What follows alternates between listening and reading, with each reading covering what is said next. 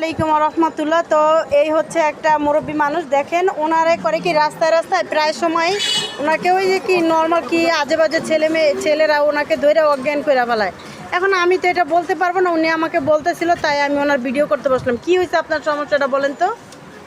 আমার হ্যাঁ, জোরে কর। আমার সমস্যা রাস্তাতে যাইতে পারি না। হ্যাঁ। এই বিলানি করে আর চুরি করার ঝগড়া করে। হে তোমার নিচে গা 1900 টাকা ওষুধ নিচে গা, ভাত তরকারি নিচে গা। আমি আর বাসা যাই অজ্ঞানের মছি তো হালাইতেছি, অজ্ঞানের হালাইতেছে। রাইতে রয়েছি বেলা জোর রক্ত হয়েছে বাতে চুপ জ্ঞান নিচে বাসা খবর দিচ্ছে বাতায় নিচ্ছে। আমার এই অবস্থা, আমি রাস্তার বাইরেতে পারি না।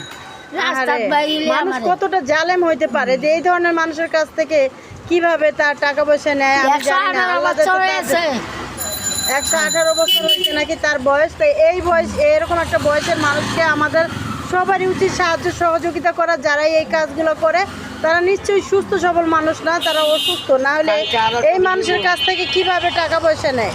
তো যাই হোক, কেমন লাগলো ভিডিওটা? আপনাদের আশেপাশে যদি এরকম কোনো মানুষ থাকে তাদেরকে অবশ্যই ধরে শাস্তি দিবেন।